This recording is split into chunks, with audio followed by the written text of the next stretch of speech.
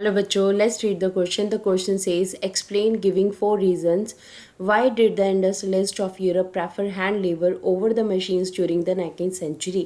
देखिए क्वेश्चन में हमसे पूछा गया है, हमें ऐसे चार कारण बताने हैं जिसमें ये पता लग सके कि यूरोप के जो इंडस्ट्रियलिस्ट थे, यूरोप के जो उद्योगपति थे, वो हैंड लेबर को ज़्यादा प्रेफरेंस देते थे मशीन से। तो ये 19th सेंचुरी की बात की जा रही है, तो 19th सेंचुरी में हमें बताना है कि यूरोप में ऐसा क्यों हो रहा था कि हैंड लेबर को ज़्यादा प्रेफरेंस मिल रही थी मशीन से। So let's read about the reasons. Answer में हमारे पास the following are the reason. सबसे पहले तो नो शॉर्टेज ऑफ लेबर, ठीक है। वो यूरोप में उस टाइम के ऊपर 19th सेंचुरी में लेबर की बिल्कुल भी शॉर्टेज नहीं थी। In 19th century Europe, there was no shortage of labor. People moved to the cities in search of jobs. Thus, industrialists were having no problem of labor shortage. देखिए 19th century Europe में क्या था, labour की हमारे पास कोई भी Europe में shortage नहीं थी। लोग जो हैं वो गाँव से शहरों की तरफ मूव हो रहे थे क्योंकि उन्हें जॉब की ज़रूरत थी। अब क्योंकि लोग जो है काफ़ी ज़्यादा अनएम्प्लॉयड थे और इंडस्ट्रियलिस्ट जो है उनके पास कोई प्रॉब्लम इसलिए नहीं आ रही थी, लेबर शॉर्टेज की प्रॉब्लम नहीं आ रही थी, वो आराम से जो है लेबर को एम्प्लॉय कर सकते थे। इस वजह से उन्हें मशीन की ज़रूरत जो है इतनी ज़्यादा महसूस नहीं होती थी क्योंकि उन्हें कम दाम के ऊपर लेबर जो है अवेलेबल होती थी। दूसरा अगर कारण पढ़े तो दूसरा कारण है कॉस्टली नेचर ऑफ मशीन्स, कि मशीन्स जो हैं वो काफ़ी ज़्यादा कॉस्टली होती थी। अब द इंडस्ट्रियलिस्ट जो है did not want to introduce the machines to get rid of human labour, as machines required a large amount for investment, and if they broke, their repair charges were also expensive.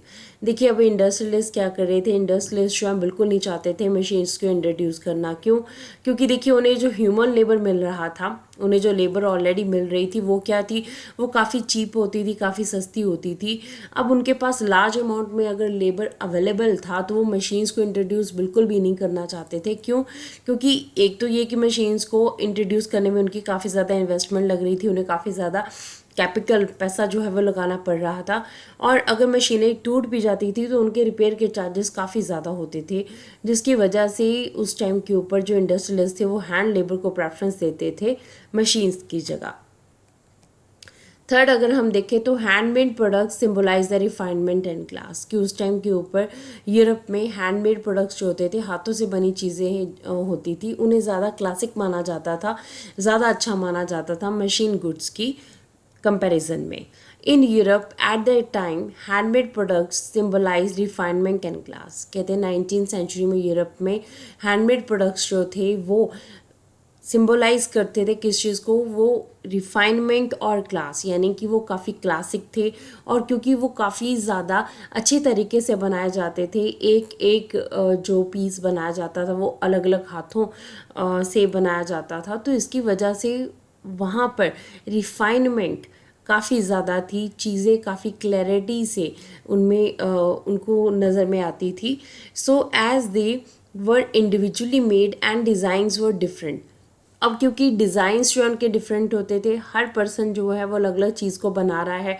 Machines में क्या था, machine goods जो है वो एक बार में आपने print दे दिया, वो एक ही तरह का प्रिंट जो है आपके पास आएगा। बट अगर इंडिविजुअल बनाएंगे, हर पर्सन अलग अलग चीज़ें बना रहा है, तो हर पर्सन की जो भी चीज़ें प्रोड्यूस की गई होंगी वो क्या होंगी, वो डिफरेंट होंगी। और मशीन गुड्स जो उस टाइम के ऊपर प्रोड्यूस हो रही थी वो क्या हो रही थी, देवर फॉर द कॉलोनीज, मतलब जो भी कॉलोनियल कंट्री थी वहाँ पर मशीन गुड्स को यूज़ किया जा रहा था। और उस टाइम पे यूरोप के लोग मशीन गुड्स को सोचते थे ये काफ़ी चीप है, और इस वजह से जो है वो हैंडमेड प्रोडक्ट्स को ज़्यादा प्रेफरेंस देते थे कि ये ज़्यादा क्लासिक हैं और उनकी सोसाइटी में रेपुटेशन को बढ़ाएंगी। फोर्थ हमारे पास जो लास्ट रीज़न है वो है सीजनल नेचर ऑफ वर्क। उस टाइम के ऊपर नेचर जो वर्क का जो नेचर था वो क्या था, सीजनल था। In many industries the demand of labour was seasonal. कुछ ऐसी इंडस्ट्रीज़ हमारे पास थी, मैक्सिमम ऐसी इंडस्ट्रीज़ हमारे पास थी जहाँ पे वर्क क्या होता था, सीजनल होता था, सीज़न के साथ होता था। जैसे कि gas works and breweries were busy in the cold months. Gas का काम और जो ब्रीवरीज थी, जो लिक्विड्स का काम था, कोल्ड मंथ्स में ज़्यादा होता था। At the time of Christmas, bookbinding, printing, catering sector needed extra labor.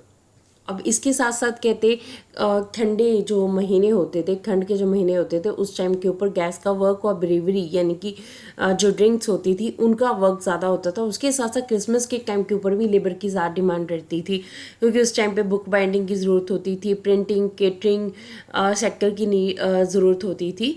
So due to the seasonal nature of these industries, industrialist prefer the hand labour. देखिए, क्योंकि कुछ इंडस्ट्रीज जो थी वो हमारे पास क्या सीजनल थी, इस वजह से इंडस्ट्रियलिस्ट प्रेफर करते थे हैंड लेबर को। क्यों? क्योंकि हैंड लेबर क्या कर सकते हैं, आपके पास आप लेबर को जब मर्जी जो है सीजनल अपनी अवेलेबिलिटी के अकॉर्डिंगली काम पे लगा सकते हो और अवेलेबिलिटी के अकॉर्डिंगली आप उन्हें हटा सकते हो। बट आप अगर मशीन्स को एम्प्लॉय करोगे तो मशीन्स को आपको यूज़ करना ही पड़ेगा, उनकी मेंटेनेंस करनी ही पड़ेगी। इसलिए सीजनल नेचर ऑफ वर्क होने की वजह से हैंड लेबर को प्रेफरेंस दी जाती थी। तो इस तरह से हमने देखा 4 कारण जिसकी वजह से हैंड लेबर को ज़्यादा प्रेफरेंस मिल रही थी। इंडस्ट्रीज ज़्यादा प्रेफरेंस दे रहे थे 19th सेंचुरी में मशीन्स के कंपैरिजन में। तो वो था कि लेबर जो है वो काफ़ी अबंडेंस में अवेलेबल थी, मशीन्स जो है काफ़ी कॉस्टली पड़ रही थी इंडस्ट्रियलिस को, और हैंडमेड प्रोडक्ट्स जो हैं वो काफ़ी क्लासिक माने जाते थे। और सीजनल नेचर होने की वजह से सीजनल नेचर जो काम की इंडस्ट्रीज़ की होने की वजह से भी हैंड लेबर को प्रेफरेंस दी जा रही थी। So this is the answer of the question. Hope so you understood the question as well as the answer. Thank you.